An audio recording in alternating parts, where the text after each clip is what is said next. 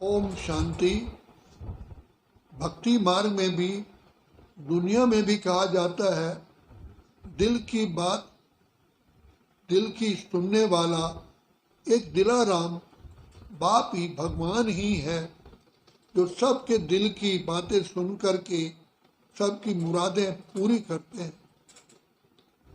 लेकिन ये मुराद कब और कैसे पूर्ण होती है, उसके लिए स्वयं पिता परमात्मा इस सृष्टि पर आकर के कलयुग के अंत के भी अंत में पुरुषोत्तम संगम युग पर, जबकि कलयुग के बाद सतयुग आना है, उसके बीच के समय को पुरुषोत्तम संगम युग कहा जाता है। उस समय आकर के बाप हम बच्चों से, जो 5000 वर्ष से 4 युगों से बिछड़े हुए थे, उन बच्चों से आकर के स्नेह मिलन मनाते हैं और मिलन मना करके बाप पर, सब बच्चों पर सबसे पहले ज्ञान की बरसात करते हैं। क्योंकि जो हम आत्माएं 63 जन्मों से विकारों के वशीभूत होकर के मैले कुचैले पतित बन गए, तो बाप आकर के सबसे पहला काम हमको स्वच्छ और पवित्र बनाते हैं। उसके पश्चात ही बाप हम बच्चों का ज्ञान रत्नों से, दैवी गुणों से श्रृंगार करते हैं। तो बाप ऐसा श्रृंगार करते जो सारा कल्प हमारा श्रृंगार वो चलता ही रहता है। खास करके 21 जन्म हमारा वो श्रृंगार की चमक कम होती ही नहीं है। ऐसा बाप, ऐसा साजन, ऐसा सखा, ऐसा संबंधी ना किसी को मिला है, ना मिलता है। एक ही पिता परमात्मा, जिसकी महिमा अपरंपार है, वो पिता जो सृष्टि की रचयिता है, इसी समय हम बच्चों से मिले हैं और हम पर दुआओं का हाथ रखा है और हमें अपना बच्चा बना करके स्वराज्य अधिकारी बना रहे हैं।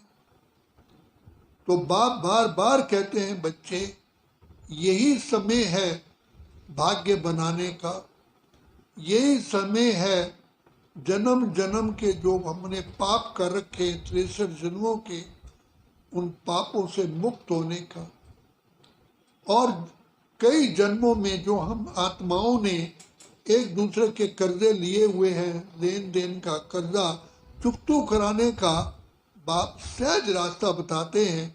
बच्चे मैं तुम्हारी झोली ज्ञान रत्नों से भरता हूँ, दे दान तो छूटे ग्रह।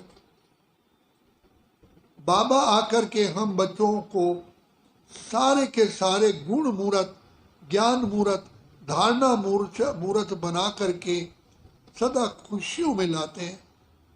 जो आत्माओं की ज्योत बुझ चुकी थी, अंधकार में थे, ना स्वयं को जानते थे, ना बाप को जानते थे, ना घर को जानते थे, ना स्वधर्म को जानते थे, और माया की परछाई पड़ने से भटकते रहते थे, ऐसे बच्चों पर बाप आकर के रहम करते, कृपा करते हैं। बाप फिर भी कहते हैं, बच्चे मैं रहम नहीं करता हूँ, ये तो मेरा फर्ज है, ये बाप का कर्तव्य है बच्चों की रेख देख करना।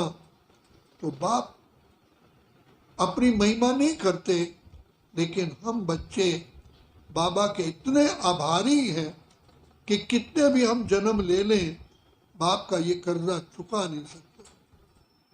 बाबा ने आकर के हमको रोते हुए को हंसाया है। हर समय रोते ही रहते थे, भीख मांगते रहते थे, प्रभु शांति दो, सुख दो, धन दो, हमारी आयु बढ़ाओ। तो बाबा ने आकर के सदा काल के लिए भरपूर करने के लिए हमको सहज सहज विधि बता दी कि बच्चे मीठे मीठे मीठे मीठे प्यारे प्यारे बाप को दिलवा जान सिकवा प्रेम से याद करो तो तुम्हारी सर्व मनोकामनाएं पूर्ण हो जाएंगी और तुम प्योर बेदाग हीरा बन जाओगे। तुम हीरे थे, अब बाबा फिर से आकर के हीरों पर जो मैल चढ़ी है विकारों की, पतित संस्कारों की, वो उतार करके हमारे दैवी संस्कार बना रहे। हम धन्य धन्य हो गए जो प्रभु को भा गए। हम कितने सौभाग्यशाली हैं उसका हम वर्णन नहीं कर सकते। और बाबा ने हमको कमाई के लिए ये वरदान दे दिया, बच्चे एक सेकंड बाबा को प्यार से याद करो और तुम्हारे खाते में पदम जमा हो जाए। इतनी ऊंच कमाई कोई किसी की करा नहीं सका, ना करा सकता है। तो जैसे बाप अपरंपार है, उसकी महिमा अपरंपार है, वो बच्चों को भी अपरंपार सुखी बना करके, पावन बना करके खुशियों के झूले में झुलाते।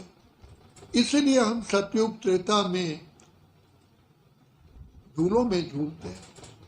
तो ये वरदाता का वरदान इसी समय ही प्राप्त होता है।